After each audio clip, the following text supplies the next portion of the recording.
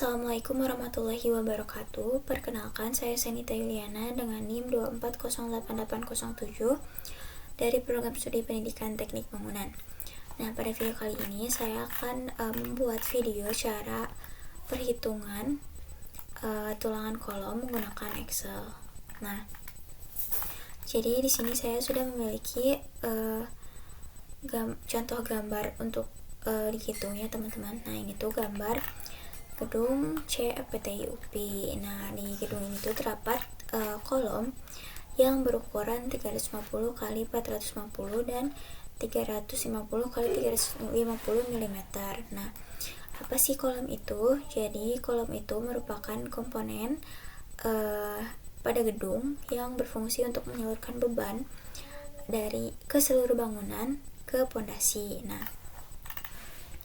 untuk kolom di gedung FPT ini tadi ada kolom ukuran 350 x 450 mm untuk beban yang lebih berat, sedangkan kolom yang 350 x 350 mm itu untuk beban yang lebih ringan.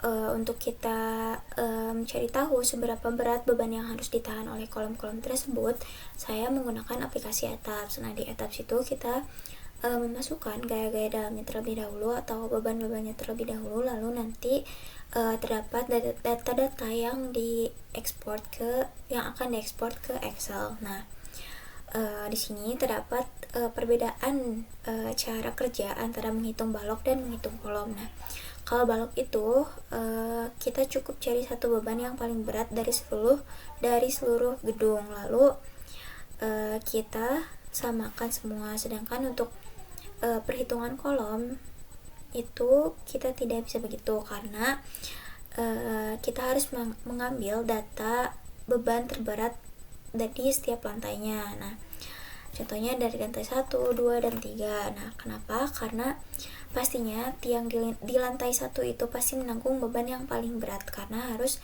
menahan beban dari lantai 2 dan lantai 3 gitu. Baik teman-teman, selanjutnya di sini ada potongan data dari resume beban terbesar per story. Nah, jadi ini tuh ada potongan data dari beban maksimum di lantai 1. Nah, di sini ada, bisa dilihat teman-teman bahwa angkanya itu minus semua, dan untuk nilai tekan terbesarnya itu ada di stasiun 0 yang itu sebesar 1450,67.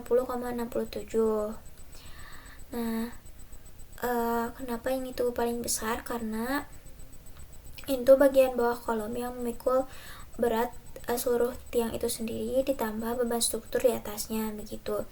Lalu ada nilai geser V2 dan V3. Nah, nilai geser ini nantinya akan digunakan untuk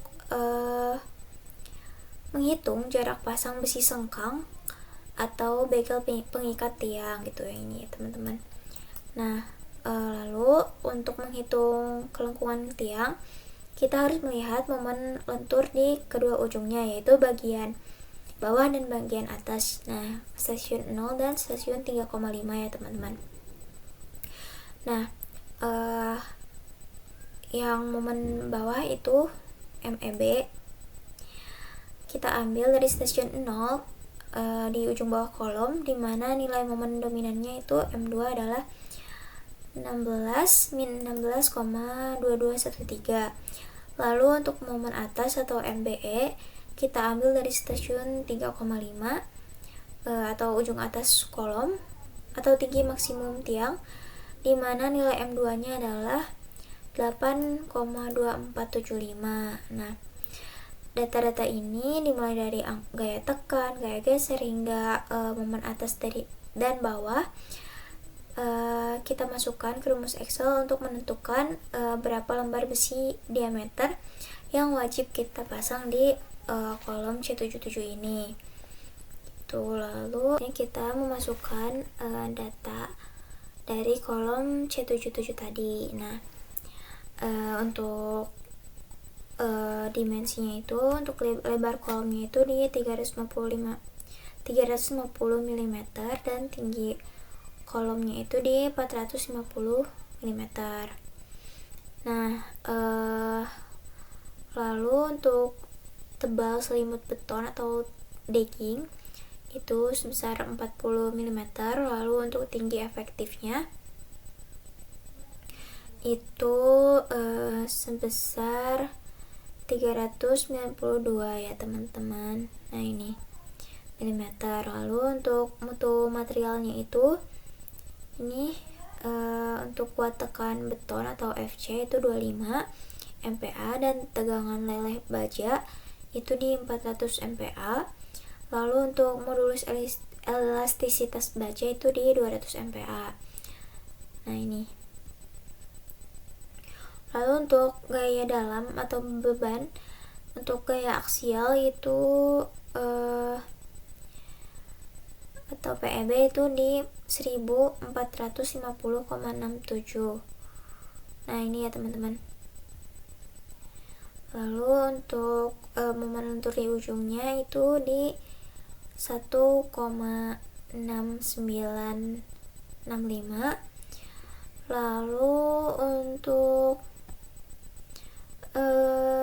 momen lentur di ujung atau di MEB itu sebesar 0, ini ya teman-teman, 0,6558. Nah untuk gaya gesernya itu di 0,6271.